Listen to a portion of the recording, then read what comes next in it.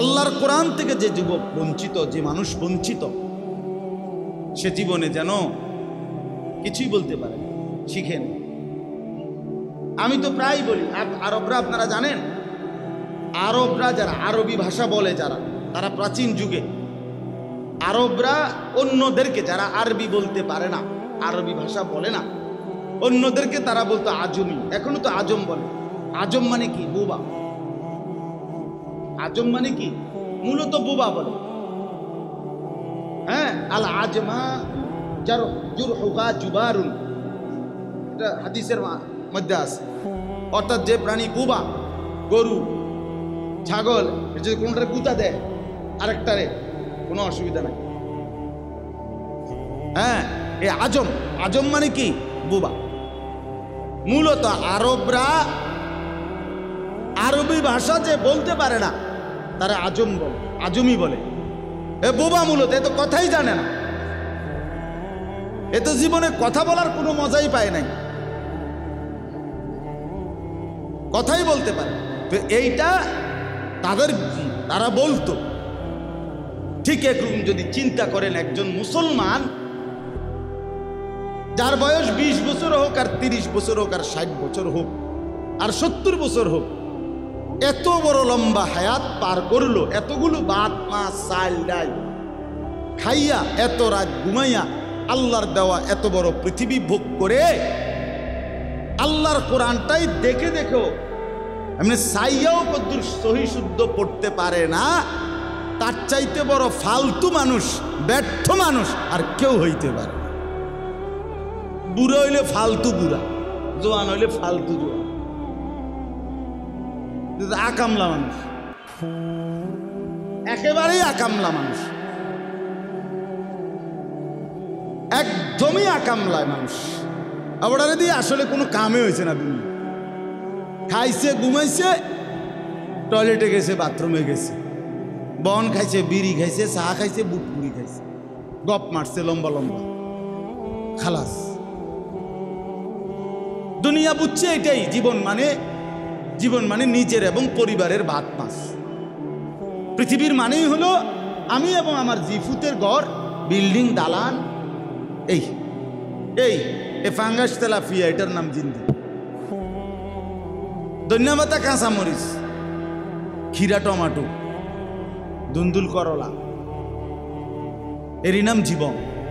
হ্যাঁ হ্যাঁ, সে এটাই বুঝছে, সেটাই বুঝছে। এজন্য এটুকু খাবারের আয়োজনের জন্য সামান্য 2-4টা ফার্নিচার, সব মিলাইয়া ফার্নিচারের পুরো 2 লাখ টাকা, এই সামান্য কদ্দুর ঘর আসবাব ঠিকঠাক করার জন্য, রাখার জন্য এই পুরা হায়াত শেষ। পুরা হায়াত না ঠিক মতো 2 রাকাত নামাজ পড়তে পারে, না আল্লাহর কোরআনটা সহি শুদ্ধ পড়তে পারে। ওফ, এর চাইতে বড় আফসোস আর কি হতো? এর চাইতে বড় দুর্ভাগ্য ওই মুসলমানের জন্য আর কি হতো? আসরের ময়দানে এই মানুষগুলো ফেল ফেল করে তাকায় আর কপাল পড়ে, আহা কি, আহা কি করল, আহা কি, ইয়া লাইতানা আতা'না আল্লাহ ওয়া আতা'না আর-রাসূলা। হায় আফসোস, যদি আল্লাহ এবং রাসূলের আনুগত্য করতাম। ইয়া লাইতানি ইত্তাখাযতু মা'আর রাসূলি সাবিলা। হাসরের ময়দানে বলবে, হায় আফসোস, যদি রাসূলদের পথ ধরতাম, যদি আল্লাহর প্রিয় বান্দাদের রাস্তা ধরতাম, কত না ভালো হতো। অথচ মানুষ তার কাজ বন্টন করে। আপনি চিন্তা করে দেখেন, কোনো মানুষই সারাদিন দোয়ানদারি করে, আবার কোনো মানুষে সারাদিন ভাত খায় না, কোনো মানুষই সারাদিন কোনো হিসাব করে না। মানুষ তার কাজকে কি করে? বন্টন করে, করে কি না বলেন না? আমি নাস্তা করবো এই টাইমে, একটু বিশ্রাম করবো এই সময়, দুপুরে খানাটা খাবো এই টাইমে। প্রত্যেক মানুষই একেবারে বেকুবক, তেও তো তার কাজের একটা কি করে? বন্টন করে, ভাগ করে, ভাগ। ব্যবসা এতক্ষণ, জিফুতের লেগে সময় দেবো এতক্ষণ, ঘুমামু এতক্ষণ, যত বেচা কিনেই হোক। এই জন্য বুঝি মানুষে 48 ঘন্টা টানা দোকান খোলা রাখে। সারাক্ষণ বেচা কিনা করে, মানুষ জিরায় না, বিশ্রাম করে না। কথা বলেন না, বিশ্রাম করে কি না বলে? তাইলে প্রতিটা মানুষই তো আপনার তার কর্ম বন্টন করে, ভাগ করে কাজটা, তার জীবনটাকে ভাগ করে, সময়টাকে ভাগ করে। তো তাহলে এই ভাগের মধ্যে নিজের কোরআন শিখার জন্য, নামাজ শিখার জন্য, আখেরাত শিখার জন্য আধা ঘন্টার সময়, 1 ঘন্টার সময় ভাগ করলে ক্ষতিটা কি ছিল? এটা তো একটা সহজ হিসাব। এটাকে যদি সে কাজ মনে করত তো ঠিকই শিখত। আখেরাতকে যদি প্রয়োজন মনে করত তো ঠিকই শিখত। আসলে মনে করে বহু মুসলমান, আমার এটা শক্ত কথা আর কি, কিন্তু বাস্তবতা হলো বহু মুসলমান মুরব্বীও, বয়স্ক লোক, কলিজার ভিতরে যদি আপনি খুলনা দেখেন তো দেখবেন কলিজার ভিতরে আখেরাত নাই, নাই নাই। বলে তো নামাজ পড়েন, দাদা কইছে বানতাম দান, বানতে আছি উদা দান,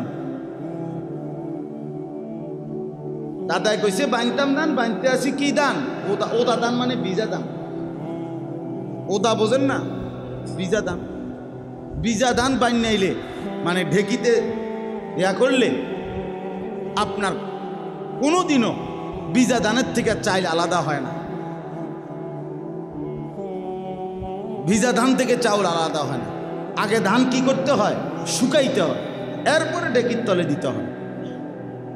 তাহলে আপনি দাদা কইছে বানতাম দান, বানতে আছি উদা দান, আপনি একটা সূরা কেরাত তো ঠিক করলেন না।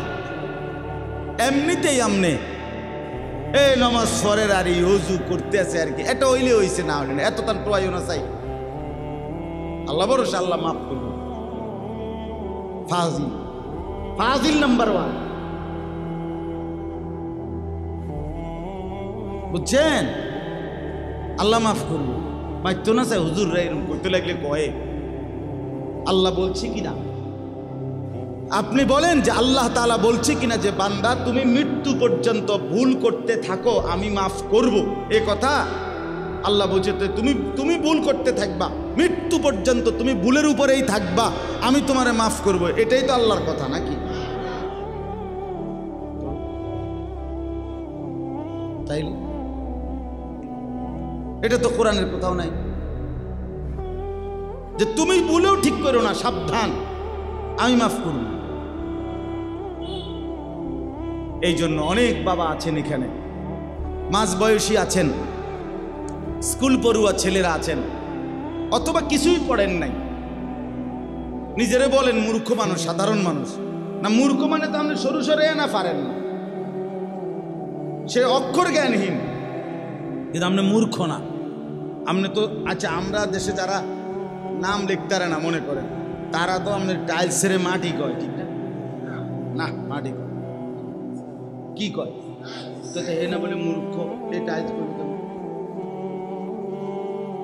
কথা বলেন। যে পড়ালেখা করে নাই, প্রাইমারি স্কুলেও ক্লাস 1ও পড়ে নাই, হে তো বেডারে বেডি কয়, ঠিক না? তো হে বুঝে না কি? হ্যাঁ, হে বোঝে না কি? কি বেড়া চিনে না, না বেড়ি চিনে না, না ফাঙ্গাস চিনে না, না তেলাপিয়া চিনে না, কিটা ভাতের তালা দিলে কোনটা না চিনে? দুনিয়া 100 চিনে, দুনিয়া সব চিনে, কিন্তু নাফরমান যখন আখিরাতের কথা বলে তখন চিকন চিকন আলাপ করে, চিহুলি কয়। আমরা গ্রামের মানুষ, আমরা সাধারণ মানুষ, হুজুর কথা তো ভালাই কন, বুঝি তো, কিন্তু অন্তার হেদিন নাই। ছোটবেলায় পড়ছি না, আব্বাই পড়াইছে না, সে সময় বুঝছি না, ওই সময় গুরুত্ব দিছি না। এই সমস্ত বান্দরা কথা বলে, এসব ফালতু কথা বললে কবরে আপনারে ফেরেশতারা ছেড়ে দিবে তো? তাহলে এগুলো কীর্তন শোনান, এগুলো শুনাইয়া লাভ কি? আমারে বলে লাভ কি? এই জন্য দয়া করে আলাদাভাবে আপনাদেরকে বললাম, আলাদাভাবে আপনারা প্রত্যেকেই মনে রাখবেন, আল্লাহ তাআলা কিন্তু আমাদের কাছ থেকে আমাদের এই জিন্দিগির, আমাদের এই হায়াতের হিসাব নেবেন, হিসাব নেবেন। এবং আল্লাহ তাআলা জিজ্ঞেস করবেন, বান্দা আমার দেওয়ার সময়ে এত লম্বা হায়াত দিলাম, বিনিময়ে আমার কালাম, আমার কোরআন টুকু পড়লাম না, একটু দেখে দেখে শিখলা না। অথচ একদম সহজ, 2 মাস 3 মাসও যদি কেউ আল্লাহর কোরআন শিখতে চেষ্টা করে, একেবারে 90 বছরের বুড়ো মানুষের জন্য এটা সহজ, কোনো সন্দেহ নাই। বিশ্বাস করেন, কোরআনুল কারীমের মধ্যে আছে, আল্লাহ তাআলা বলেন ওয়ালাকাদ ইয়াসসারনাল কুরআনা লিযিকর, আল্লাহ বলেন আমি সকলের জন্য আমার কোরআনকে শিখবার জন্য, বুঝবার জন্য, মুখস্থ করার জন্য আমি আল্লাহ অবশ্যই সহজ করে দিয়েছি। সহজ করা, আল্লাহ বলছেন সহজ। নবী সাল্লাল্লাহু আলাইহি ওয়াসাল্লাম বলছেন আদ-দীনু ইউসরুন, দিন সহজ, ইসলাম সহজ, ইসলাম সহজ।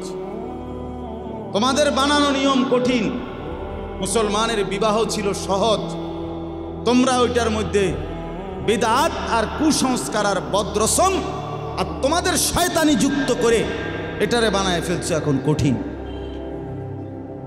কঠিন বানায় ফেলছো। গায়ে হলুদ তোমরা বানাইছো, 70,000 টাকার গেট তোমরা বানাইছো, ইসলাম বলে নাই। একটা প্রাইভেট কার এত বড় বেওকুফ, বিয়ে করে জামাই ফুল লাগায় গাড়ির রূপে, আহাম্মক কি পরিমাণ আহাম্মক। তারে বিয়ে কে করে? কি প্রাইভেট কারে বিয়ে করে? না, ফুলায় বিয়ে করে বেটা। তো তাহলে প্রাইভেট কারের গায়ে লাগাইলি কেন? এটা গাধা হয়, এই পরিমাণ গাধা হয় কেমনে মানুষ? বিয়ে করে আমি ফুল লাগাই ছাগলের গায়ে, প্রাইভেট কারের গায়ে ফুল লাগাবে কেন? প্রাইভেট কারে তো আর বিয়ে করতেছে না। একটা মিনিট বিয়ে বাড়ির সামনে রাখার 1 মিনিট লাগে না, 1 মিনিটের ভিতরে 17,000, 18,000, 20,000, 25,000 টাকার এই সাজানো ফুলের গাড়িটা 1টা মিনিটের মধ্যে বাচ্চাগুলো টাইনা টুইনা ছিঁড়া ফেলায় দেয়। এতটুকুর জন্য এতগুলো টাকার অপচয় করলো। কত বড় জালেম মুসলমান, কত বড় অসভ্য মুসলমান, চিন্তা করে দেখ, কত বড় জালেম। অথচ এই 15,000 টাকা পেলে একটা ফ্যামিলির অনেক উপকার হতো। একটা ছেলে হয়তো 5 মাস পড়ালেখা করতে পারত। একটা বিধবা নারীর কত বড় উপকার হতো। কিন্তু অনর্থক, শুধু শুধু। এই জন্য বললাম, আমরা মূলত আমরা বানায় নিছি কঠিন, আমরাই রসম করছি, আমরাই কুসংস্কার, বিদআত। আজকে বিদআতের ভিতর থেকে সুন্নাতকে বের করে আনা, ইসলামকে বের করে আনা কঠিন হয়ে দাঁড়াইছে। এই পরিমাণ প্রতিবাদ হয়, বিরোধিতা হয়, মানে বিদআত এভাবে কলজাত বসে গেছে, এটা বুঝাইয়া উঠতে সুন্নতটা ঘাম বাইরে হয়ে যায়। আমি একবারে এক বিয়ের অনুষ্ঠানে আমি সুন্নত তরিকা বিয়ের পদ্ধতি, মানে আমারে বলছে বিয়ে পড়াইতাম, আমি যখন বলছি এভাবে ইজেন হবে, এভাবে এভাবে বিয়ে হবে, এভাবে ছেলের পক্ষের একজন স্যুট পরা, বুট পরা, গলার মধ্যে টাই লাগানো এই ভদ্রলোক আমারে বলতেছে, হুজুর নতুন করে এখন ফেতনা লাগাইতেন, যাই যেমনি চলে আসছে এমনি বিয়ে হইতে দেন। তাই আমি বললাম তাইলে তো আমাই বল, আমার নিয়মটা এখন নবীজির তরিকা, আমি বলছি এটা যেহেতু এখন নতুন করে করলে ঝামেলা হবে, তাই মেহেরবানি করে বিয়েটা আগের যেভাবে চলতে বালা, আপনি যেভাবে বুঝছেন আপনি পড়ান, এটা আপনি পড়ান। আমরা কি আর পারি না? আমিও পারি না, আমিও পারি না। এমনি এমনি ফুলার এখন বলে যেত না ভাই, অসুবিধা নেই।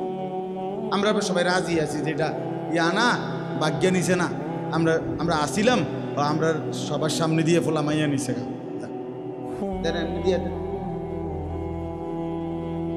তাহলে আপনিও জানেন না, ফাইজলামি করলেন কেন?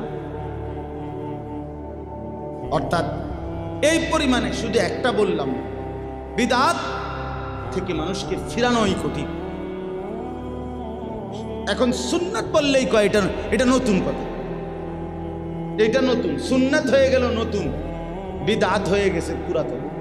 অথচ সুন্নাত নবীজি সাল্লাল্লাহু আলাইহি সাল্লামের তরিকা তো ছিল আগে, 1450 বছর আগে যেটা, আর মনে করেন 100 বছর আগের যেটা, তো কোনটা নতুন কোনটা পুরাতন?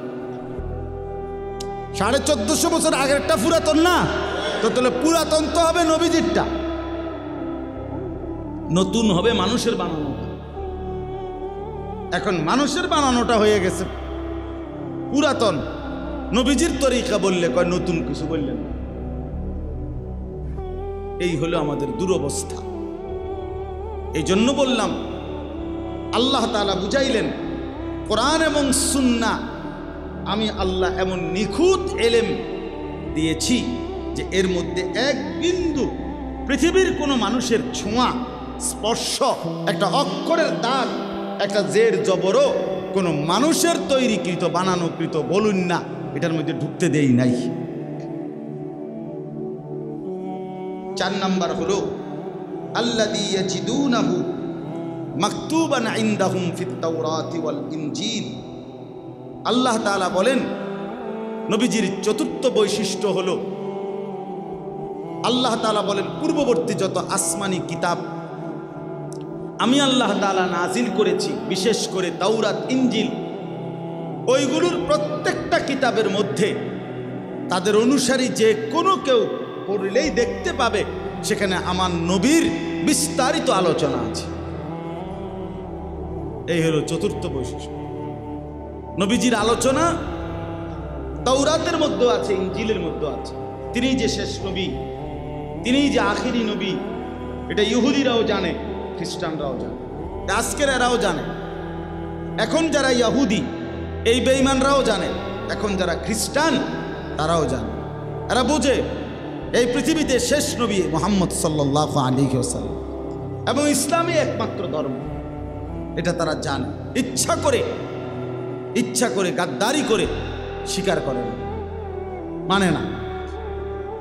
কোরআনুল কারীমের মধ্যে আছে আল্লাহ তাআলা বলেন ইয়ারিফুনাহু কামা ইয়ারিফুনা আবনাআহুম। ইহুদিরা তাদের সন্তানকে যেভাবে চেনে মানুষ সেভাবেই নবীকে চিনত। অর্থাৎ 1 লক্ষ মানুষের ভিতর দিয়েও যদি আমার ছেলে থাকে ওইখানে আমি চিনব না? কথা বলেন না কেন? ঠিক আল্লাহ তাআলা বলেন ইহুদিরা আমার নবীকে এভাবে চিনত মানুষ তার সন্তানকে যেভাবে চিনত, কিন্তু স্বীকার করে না, ঈমান আনে না। এই জন্য বললাম আল্লাহ তাআলা পূর্ববর্তী কিতাবের মধ্যে আমাদের নবী সাল্লাল্লাহু আলাইহি ওয়াসাল্লামের আলোচনা করেছেন, এখনো কারারাও জানে। আপনারা আশ্চর্য হবেন, আমি দাওয়াত ও তাবলীগের নিসবতে গত আগস্ট মাসে, এই গত মাসে উত্তরবঙ্গ ছিলাম, দিনাজপুর জেলায় 40 দিন তাবলীগে ছিলাম। আল্লাহর রাস্তায় বের হয়েছিলাম প্রায় 16 জন আলেম, 3 জন ডাক্তার সহ 26 জন সাথী নিয়ে। তো ওইখানে উত্তরবঙ্গে দেখছি আমি এই দিনাজপুর জেলায় বিপুল অসংখ্য মানুষকে এই ইউরোপ থেকে বিভিন্ন অঞ্চল থেকে আসা খ্রিস্টান ধর্মযাজকরা ওপেন, নিরিবিলি, গভীরভাবে, সূক্ষ্মভাবে এই উত্তরবঙ্গের মুসলমানদেরকে, বিধর্মীদেরকে, উপজাতিদেরকে খ্রিস্ট ধর্ম প্রচার করতেছে, মুসলমানকে জীবনের তরে বেঈমান বানায় দিতেছে। তো জিজ্ঞাসা করলাম, আশ্চর্য হলো, তারা বলে নিজেদেরকে এখানে যে তারা নাকি ঈসাই মুসলমান। কি মুসলমান? মানে আমাদেরকে ধোঁকা দেওয়ার জন্য এই শব্দ বানায় নিছে, ঈসাই মুসলমান, মানে ঈসা নবীর অনুসারী মুসলমান। ঈসাই মুসলমান আবার কোনটা? কথা বুঝছেন? আপনারা তো জানেন না, সবাই আমরা কেহই আমাদের ধর্ম নিয়ে, ইসলাম নিয়ে আমাদের ভাবনা বলতেই নাই। আমরা শুধু দুনিয়া দুনিয়া দুনিয়া দুনিয়া দুনিয়া দুনিয়া, ভাত মাছ চাল ডাল এই নিয়েই ব্যস্ত। আহা, দুনিয়া পেলেই চলল। নিজ নিজ সন্তানকে বুক ফুলাইয়া গর্বের সাথে খ্রিস্টানের দেশে পাঠাইয়া দিয়া কি সুখে ভাত খাইতেছে, কি রঙের গুড্ডি উড়াইতেছে। ছেলে আমার ইউরোপ থাকে, আমার জীবনের সফলতা সার্থকতা, আমার সন্তান ইউরোপ থাকে। টাকা আসতেছে, বাজার করতেছে, বিল্ডিং করতেছে, ঘর দুয়ার ফার্নিচার গহনা অলংকার, মহিলা বাজারে বাজারে ঘুরতেছে, বাহ। কিন্তু প্রশ্ন হলো, সন্তানের ঈমান আখিরাত এই নিয়ে ভাববে কি? কে ভাববে? বড় আফসোস। প্রতিনিয়ত আমরা এখন দেখি মুসলমানের মা বাবা এতটাই বেখবর গাফেল, এরা বোঝেই না যে একটা মুসলমান ছেলে মেয়ের প্রতি, আমার ছেলে মেয়ের প্রতি আমার দায়িত্বটা কি। মুসলমান জানে না। মুসলমান জানে এটাই আমার দায়িত্ব একটাই, মেয়ে হইলে খাবাইয়ালো আয়া বিয়া দম, ছেলে হইলে তারে একটু বড় হইলে দেশের আজ্ঞা পারি বিদেশের আজ্ঞা পারি, কোনো একটা কামাই রোজগারির উপার্জনের একটা কাজে লাগায় দাও, খালাস। ছেলেটাকে যদি একটা কামাই রোজগারির লাইনে লাগাইতে পারি, আর মেয়েটাকে যদি পয়সাওয়ালা জামাই চাইয়া বিয়া দিতে পারি, আমার দায়িত্ব শেষ, আমার জিম্মাদারি শেষ। অথচ তো ছেলেটার নামাজ, মেয়েটার পর্দা, এগুলো কার দায়িত্ব? এগুলো জিনদের দায়িত্ব, ঠিক না? হ্যাঁ হ্যাঁ, এগুলো জিন সম্প্রদায়ের দায়িত্ব, জিনদের দায়িত্ব। আপনার মেয়েরে পর্দানসীন বানাবে জিনেরা এসে, আপনার ছেলেরে ফজরের নামাজের জন্য তুলে দিবে জিন আইসা, জিন ভূতে ভূতে উঠাইব, দৈত্য দানব দেও পরি আইসা তার উঠে।